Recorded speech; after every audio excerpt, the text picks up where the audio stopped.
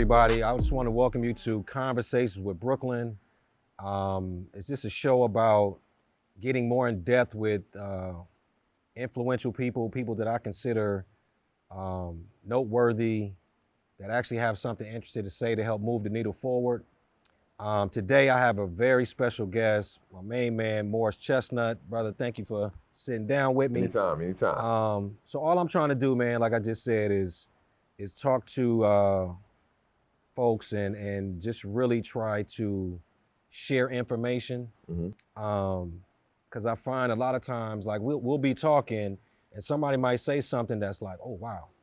Or I'm gonna take that, I'm gonna try that, some type of process, technique or something, but that just stays within the group. So I was like, it'd be interesting to record some of these conversations and share with a larger audience, because we all trying to get better, do better. Every day, learn from mistakes. Be better. Exactly. So thanks again for sitting down. Let's start with what are you most passionate about? And passion in the sense of like, what are you willing to suffer for? Like that you love so much that you're willing to suffer for? Right. For me, the thing I'm most passionate about is my family. Not just my immediate family, not just my wife and my kids, but my mother, my sister, my brother, and just always wanted to make sure that they're comfortable. It was never, for me, this industry, being in Hollywood, being an actor was never really about me being the man. Some people want to come, they want to be the man, or they want to be the woman, or I need the world to see me. It's never been about that for me. It's been all about a lifestyle. And I'll never forget too, I used to, so when I started off I took an acting 101 at a junior college. And they were always telling you, because they want you to, in the theater programs, they wanted you to sacrifice your whole life. You need to be an artist. You can't make it if you're not an artist. You have to sacrifice for your art. But for me, it's just kind of always just been about a lifestyle. It's been a lifestyle that I wanted to attain for myself and my family. So that's what it's been for me. Okay, that's awesome, man. And it's ironic because a lot of people think that, like you say, you went to a junior college to take an acting class. Like, people come from such humble beginnings. You know what I mean? Like, everybody got a story. Some people, I was just walking down the street and somebody saw me, was like, do you model? And next thing you know, they a supermodel. It's like, I didn't know that. Like, I had no idea that, your start was, from a junior college acting class. Oh yeah, most definitely. I was after I graduated high school. Where'd you go to high school? I went to Gar High School in Cerritos, California. Okay. I went to Gar High School in Cerritos, California. And of course, I wanted to play football, but I just wasn't good enough. I didn't get a scholarship offer. Our team was horrible. And so my first semester after high school, I went to LA City Junior College, or Southwest Junior College in LA. I went to Southwest, which was down the street from my mother's school.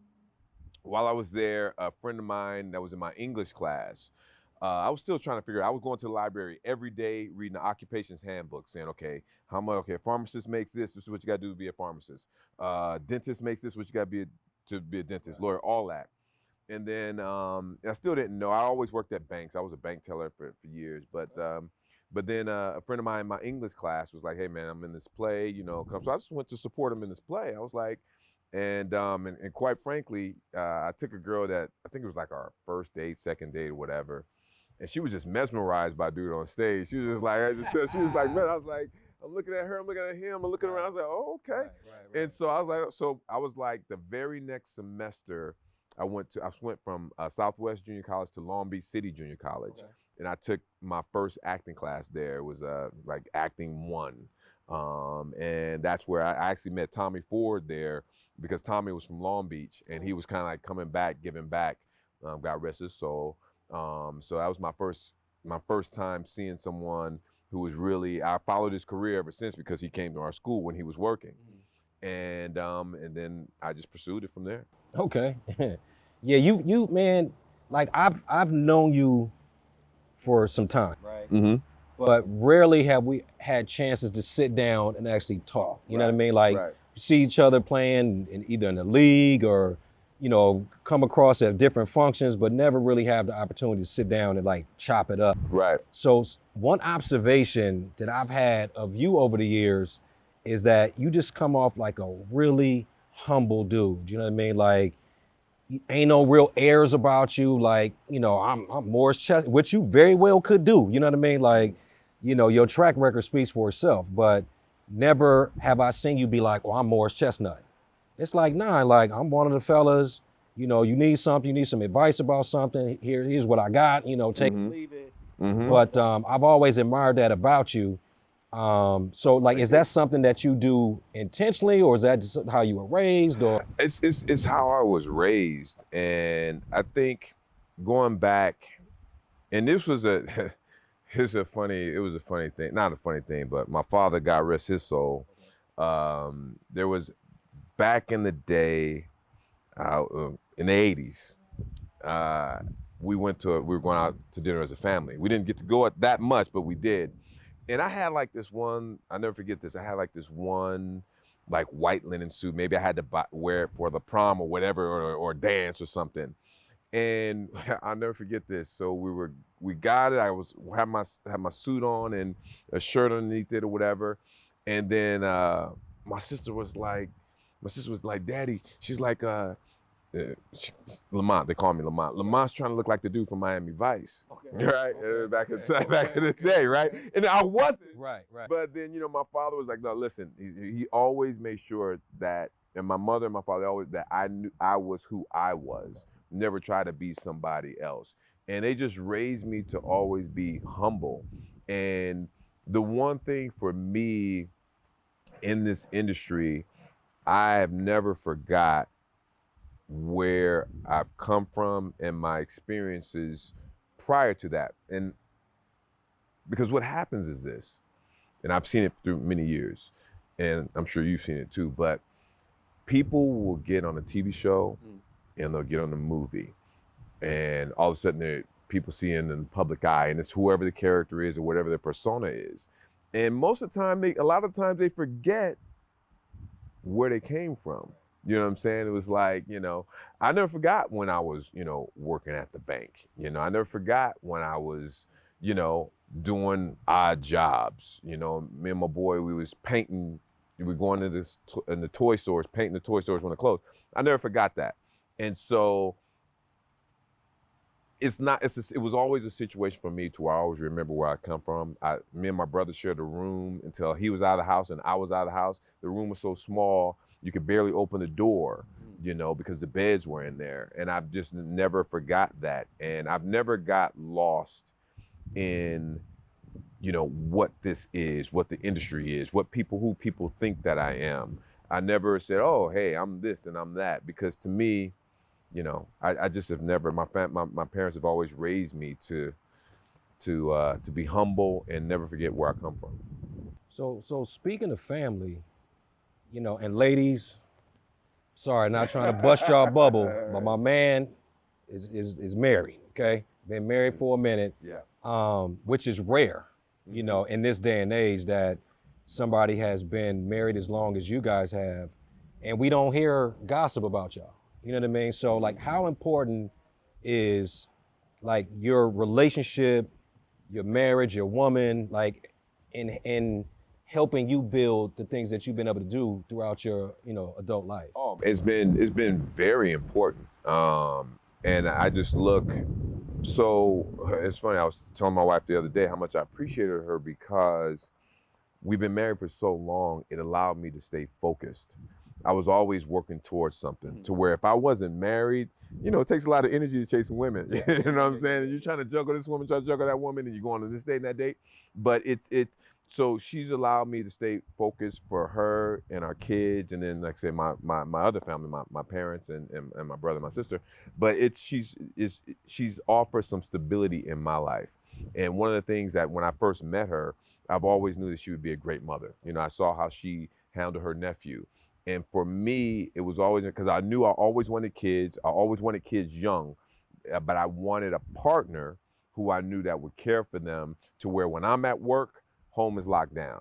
You know what I'm saying? There's no neglect of the kids. It's not the one thing about my wife is when it comes to the kids, it's not about her, it's about the kids. And that's the type of woman I was looking for. And when I found, I was like, there it is. So I had to make that move. That's awesome.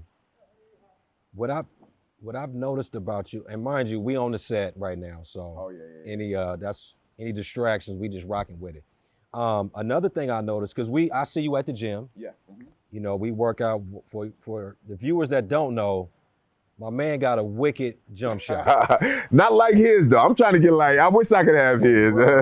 You be surprised. Like my man, when I see him shooting around and we play shooting contests and shooting games, like his form is legit. You can't leave him open because he'll put it in your mouth. And but that takes discipline, man. Like, and that's one thing that when people look at me, because a lot of the health situations that I've been through and still, being able to be here, it's like, I just go, look, I don't think I'm special. I just think that I'm so committed to discipline.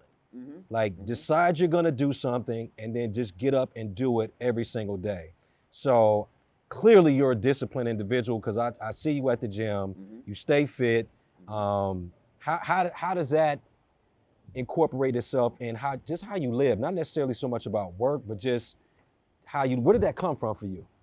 It just started to where it was something to where I've always been a creature of habit to a certain degree. Even when I was a young child, and it goes back to my mother, and she used to always tell me, it's funny how when I say things to my kids, I still don't think that they hear me. But my mother used to always say, the early bird catches the worm. The early bird catches the worm. So for as long as I can remember, I've always have been up early. It's just been what I do. I get up early. And after I wanted to play football, didn't work out, I wasn't good enough. And I started college, I started working out. And it provided me with I felt better about myself when I worked out. And throughout the years, I just developed it where being a creature of habit, I just do it. And I'll go to the gym sometimes. There are times when I'll go to the gym, I'm just not feeling it, but I'm there. You know what I'm saying? Because it's easy. It's a way of life for me. A lot of people say, yo, I want to work out. It's a New Year's resolution. Let me work out and get into the gym. Well, it shouldn't be a New Year's resolution. It should be a new life resolution if that's not what you do. Right. And it's just provided me just the comfort and being healthy. My wife always tells me, you never get sick, and because I have that. I'm a creature of habit when it comes to certain things. True that. So basically, what I'm alluding to, people, is success leaves clues, right? So it's not an accident that somebody becomes successful. So, I mean, we hear it in him, the dedication to his family, the passion he has for his family, the training for his craft, putting in work for his body and his health. Like, all that stuff is an avenue to be successful. So that's why I like sitting down talking with people like him, because it helps me. So, man, I just want to say thank you. We're going to come back with more with Morris Chestnut. Before I'm sorry, I want to say something to that. And, I've because obviously been in the industry as long as I have. People say, oh, when this person makes it, this person is there, they got lucky. But there is an avenue, there are roads to success. Most people want to put it off, and I'm not saying myself, but I'm saying in general, they want to put it off as luck. Right, that person only made it because they got lucky. Or that person only made it because they got, their aunt was in the business, or their uncle is working for this person. When you really look down, you can get a job, and I always want to tell people, so I wanted to say it, you can get a job through luck. You can get a job through your uncle. You can get or a job through your cousin, your godfather. But to have a career, so people need to respect people who have a career and ask yourselves, well, what are they doing to have a career? You can get a job through luck, but you're not going to be lucky with a career. So there's something going on, and I think it's very important because, in the gym, sometimes we're hanging out. You and I were in the gym the other day, and a young cat came in. I was talking. I talk to people who come in, and whenever they come to LA, they see me in the gym. Hey, I'm starting off acting, and I hear all the different comments. I don't say anything. Sometimes that kid was good, but I hear comments of, well, that person ain't good, or this person, it's so much judgment. That person got lucky. He shouldn't be there. He's trash. There's this trash, negative attitude. People who have a career, for the most part, and there are no absolutes in life, but for the most part, is not luck. A job can be lucky. A career is not lucky. And I just want to make that emphasis because people come to this town thinking that they can just get lucky. Absolutely. All right. Hey, we're going to come right back with more conversation with Brooklyn, Morris Chestnut.